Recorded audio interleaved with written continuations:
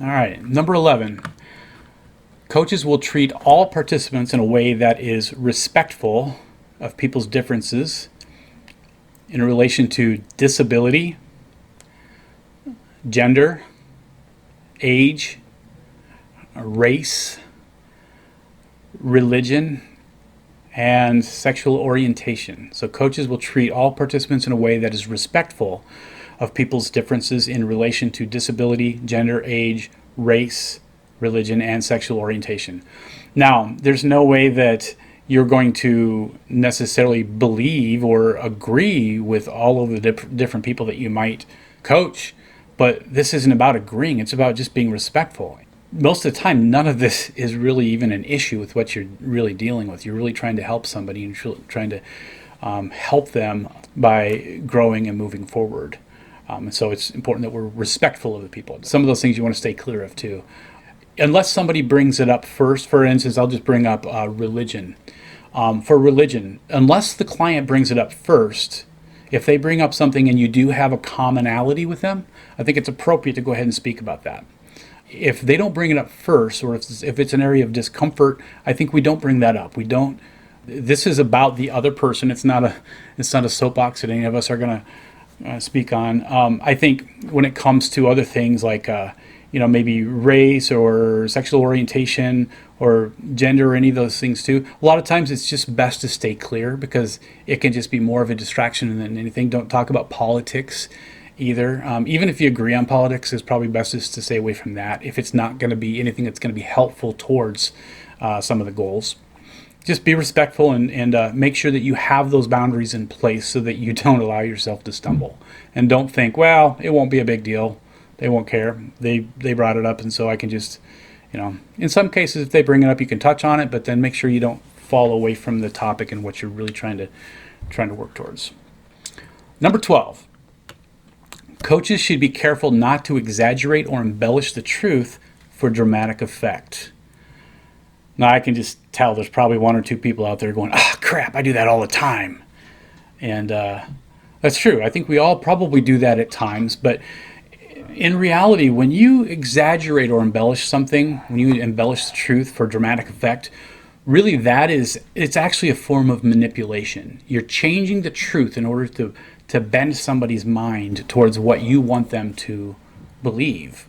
And it's just not a healthy thing to do. It's not a healthy thing to do anyway, but it's not a healthy thing to do if you're a coach, because really what you want is you want the truth to be your foundation. And if they see that you're stretching the truth or embellishing the truth, or you're trying to do something for emphasis, they're going to see that you're already bending the truth, so they can bend the truth. And so then you're removing your foundation, your common foundation, which should always be truth. And so be careful on that. Now, for some of you that are listening to this, you might be scratching your head thinking, that's just an everyday part of life for me. I always exaggerate for effect. They don't take me serious unless I exaggerate a little bit or embellish the truth a little bit. They don't take me seriously because they always think that everyone embellishes. Well, that's true, but see, when everybody's exaggerating and everybody's embellishing, what you're doing is you're watering down the truth all the way around with everybody. And so when somebody comes along and they speak the truth and they speak it the way it is and they don't make it more than what it is or less than what it is, that stands out. And those are the people that you realize you can trust because they're not letting their emotions, drag things in a direction it's not supposed to be going. So that's the importance of being careful not to exaggerate or embellish the truth. 13, coaches should be careful not to encourage resentment or victim thinking by taking up their side of the battle. This is kind of important, and this can be sneaky too. You can do this without even realizing you're doing it. Like maybe somebody tells you a way that they think they got screwed, and you reply by, wow, you really got screwed on that deal. What you're doing there is you're re-emphasizing their right to feel resentment. And that's not what we want to do. If somebody tells you about how they were wronged, you could redirect that by saying, yeah, I can understand how you feel with that. Is it how true do you think that is? Or is there some truth to this? Or why do you think it happened that way? You can try to get to the truth as opposed to backing up what they already like to feel. A good coach is not somebody that's going to take somebody's rage and throw gasoline on it and make it worse. Same with victim thinking. Just as so, I'm a foster parent, and so one of the things that we've done with kids that sometimes would come into our home that maybe grew up with the mother babying them a little bit. For instance, a child might fall down and maybe the parents might come and rush to them and give them the attention because they fell down and scraped their knee a little bit. And then after time, the kid learns that if they just want to get that kind of empathy, all they have to do is just kind of fall down and cry a little bit, and somebody will come and they'll soothe that a little bit. And sometimes when those same little children grow up, they're still doing the same thing. They get a boo-boo somehow and they want somebody to go over them a little bit. And so for foster children, one of the things some moms don't like it when I say things like this, but one of the things that I'll do is I won't look at them and say, "Oh, you poor kid, let me bring it over here, I'll kiss it and make it better." I'll just say, "Get up."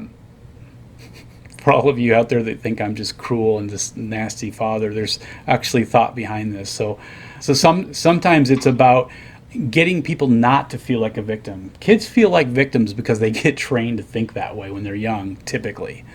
There's a lot more to that, of course, and so what we need to do as coaches is when people start going down a victim mode, we need to make sure that we are not encouraging that. Now, I'm not saying that you should take a combative approach and say, "Look, you know what, you're not a victim. You need to."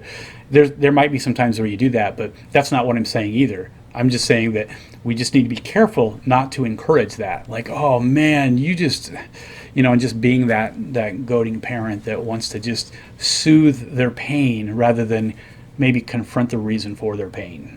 And it could be something more on them than it is anything. People that struggle to take responsibility for their lives will almost always go towards resentment or victimhood. And so the real key is how do we go about this in a way that helps them to be responsible for their lives so that they don't slip into victim mode or resentment mode. And so that's a tough place. But the first place to start is just don't contribute to it. All right. Number 14, coaches should be careful not to engage in sarcasm or condescending statements as to keep the conversation professional. When people are sarcastic or condescending, they're modeling aggressive or passive-aggressive behavior. And this distracts from assertiveness. That's what's really needed for a healthy relationship. So you want to avoid sarcasm and condescending statements. And this is hard because a lot of us have sarcasm or condescending speech in our minds already, and it's just natural for us to talk that way. So if we really want to be effective as a coach, we've got to figure out how to manage ourselves so that we can keep that out of our vocabulary when we're coaching. I mean, we should really probably work on that anyway and try to make it so that it's less and less a part of our lives all the time. But in the coaching world, it's pretty important that we stick to an assertive pattern that people can learn, as opposed to aggressiveness, which would be condescending. Condescending is when you don't mind stepping on somebody else's toes to tell them about what you are an expert in, or knocking down their credibility in favor of yours. Or sarcasm, where you're just saying the opposite, and that can be taken very different too. Sarcasm really is passive aggressive behavior overall.